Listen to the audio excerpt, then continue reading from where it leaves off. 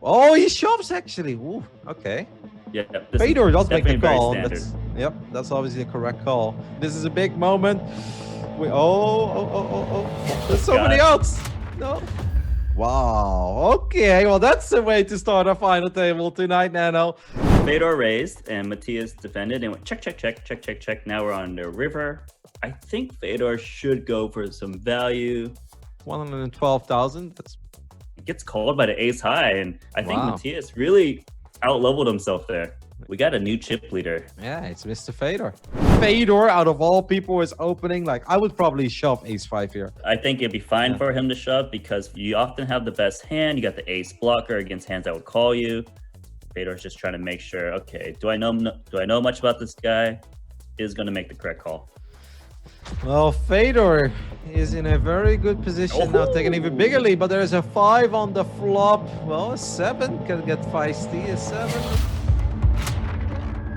A 7 or a 9. Oh, 9 on the river. Of course, Fedor gets the 9 on the river. Why the hell not? Just a Scott 9. revealing the fact that he had a 9 too. Emotional damn. We have a pot unfolding here between two of the biggest stacks that we currently have on the table.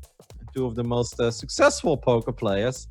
Okay, look at this. Fedor, he's just like, yeah, I'm the boss. Check raise, you just 7 high. You're known for aggression. I'm known for aggression. The Mad Queen's just kind of thinking it through. Yeah. Wow, he's so afraid actually of Michael that he folds. There's going to be king, queen against 7. So far, the 7s are holding up. Michael actually be on the wrong side of a river, or are the 7s going to hold? The 7s will hold, and that means the end of the Mad Queen. The Mother of Dragons is no more. The winner of the 3rd edition will walk away with $393,000. Fedor with the 2-8 offsuit. Limps, why the hell not? Well, but he's Fedor, right? He's gonna find a way to win this hand somehow. I don't know how, but No. he's Fedor. Don't ever count him out. He has extra equity. Let's just call. Man, if Fedor bets and he wins his pot somehow, this would be pretty sick because you said that it's not possible he can win this pot, but if he bets, there's a chance he will. Oh Yeah. my goodness, and he takes it down. Wow. Just call, I guess. It's a standard play. And this Ooh. is a potentially dicey flop. Especially with Michael in the hand, because we already know that the turn is going to be the 4 of diamonds. I mean, that's just kind of inevitable. I don't even want to see it. I don't even want to see it. Matthias, ship it in. Don't let him get there. This is pretty much a mandatory 2-barrel, in my opinion, for Michael. So he is going to go for another bet. When you're the aggressor and you got position, you get the chance to see the full run out a lot more often. It doesn't look like Addamo is thinking about shoving here. Oh, he's going to bet That's half massive. Matthias gets put to the test. Let's see if he can figure it out and make the correct decision. The spades did get there.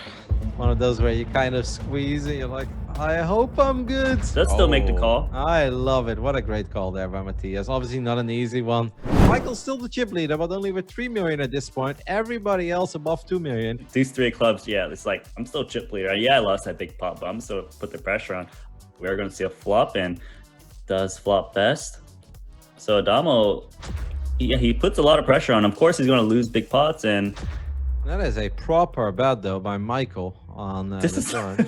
look what he has. Matthias gets put to the test again. He passed the King-9 test. So far, he's passing this one. Hearts do get there, but I don't think that's something you're super concerned about. Can Michael really find it? Imagine if he shoves in, Nano. Oh my, wouldn't that be a play? It'd be freaking insane. I'll tell you that he didn't like to see the 7 because now there's like more chops and things like this. It's 3 of clubs. He doesn't dare. Yeah, it'd be pretty insane if he shoved. Yeah. Raises ace-10 offsuit of the button. He's probably like, this is the best hand I've raised with in forever. Unfortunately, we have kings in the small blind. Now Michael could be in a tiny bit of trouble.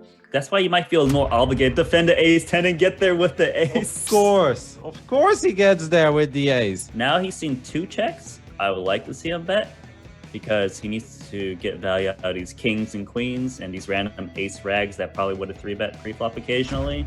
Is going to go for half pot. Oh, that is not a nice river card at all for button smashing monkey, right? He's a pretty strong believer at this point that Michael doesn't have the ace. He can get good value out of here. The question is how much to bet. Going for Wow. max value. I think he's going to fold the kings. This is what he's thinking. I 3-bet kings, I check this flop, I check call turn. My hand looks like what it is. Does he put me on kings, and is he trying to move me off of that hand? And I think, yes, he does make the fold. All right, well done. What a disciplined laydown there with the kings. That hurts. That hurts a lot, right? But he's still alive, and that's impressive. All right, is this going to be the 7-8 run out? Nah, this should be a bet and a fold, I imagine. But you never know. Michael sometimes check raises garbage, and Fedor also check raises garbage too. So let's see if Michael gets adventurous one more time here. Nope, he checks. Fedor might feel all right about his sixes now. I think check is pretty reasonable too. Let's see if Michael is going to try to take this one away from Fedor. And it would be gnarly for Fedor to suddenly face a bet here. It might be a pot-sized bet, Kami. Addamo was thinking, man, Fedor doesn't have oh my God, 1.5x. This is genius. From Michael Addamo's point of view, he's thinking, Fedor would have bet the flop if he had a 10. Well, he definitely would have bet the turn if he had a 10 or a king. Well, he didn't bet any of these streets. So it looks like Fedor has ace-jack, ace-queen type hands. Fedor is wondering, would Addamo value bet this way? This is really nasty, and folds the best hand. How did he win with 6-9 offsuit? Because aggression pays. It's funny because I bet they know quite often that Michael probably doesn't have it. Addamo just keeps re-raising king 4 suited. Okay. Fedor's the most likely to re-shove on Addamo. He's like, I don't care. You're a big nit. Clearly, Addamo is the strongest post-flop player. Ace 3 suited plays well post-flop. There's a chance he 3-bets this. Wow, he actually puts him in some situation to actually lose all his chips. The one time that he's like, enough is enough. He keeps on doing this at this point. He needs an ace and 2 aces available. That's a red card.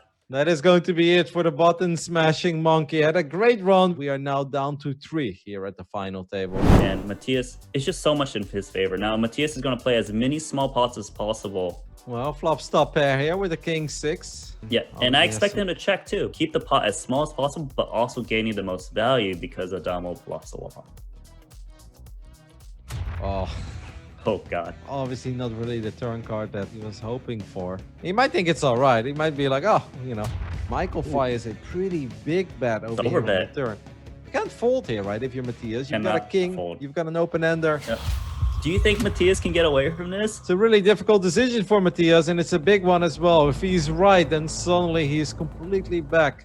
And he calls this time, and he is wrong. Master Addamo, man. He's too good. Fedor's short enough where he's too desperate. Got a couple of backdoors. The diamonds are still alive. There's the raise. Gonna get it all in. Oh, here we go. Fedor needs some help. A 7, a 3, or backdoors. A diamond. Okay. There's a chance. 5, 7, Just saying 3, there's a chance.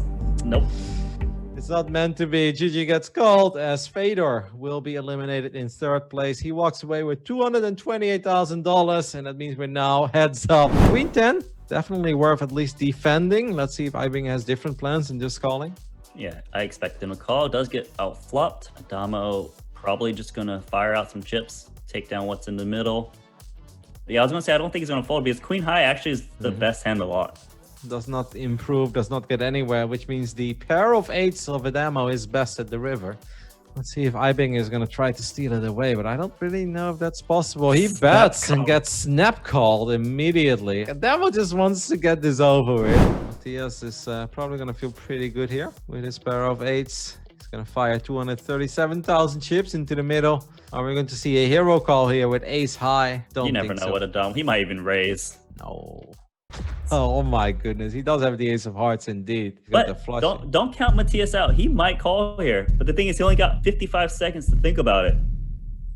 He made the hero fold this time, and it's no good. Ibing all the way back to 1.5 million, roughly 19 big blinds at this point. King high here. It's going to be good. Addamo's going to bluff up some chips. Ibing is going to believe in his king high. He's going to snap call this. He's not worried about the 4 either. He's picking up a monster here, mate, with king high. I can already see it. This guy's a monster. If Ibinger calls with king high, this would be pretty impressive. Ship it, Ibinger. Nice call. And he gets rivered by the straight. Oh, no. You're kidding me. And I think that Ibinger might call, right?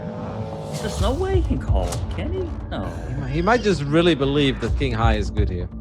This could 20 be seconds. it, guys. 20 seconds as well. Don't forget about that. Ibinger needs to make a decision within the next 20 seconds. He's really thinking about it. King high, the hero call of all hero calls. I don't know. Don't do it. Oh, he Oh, calls. he called him king high Calls and loses the the king. tournament. Oh, with 1 second left. That is going to be it, guys. Ibinger finishes in second place, walks away with $300,000. But the winner of the third edition of the High Roller Super Millions played over at GGPoker is Michael Addamo.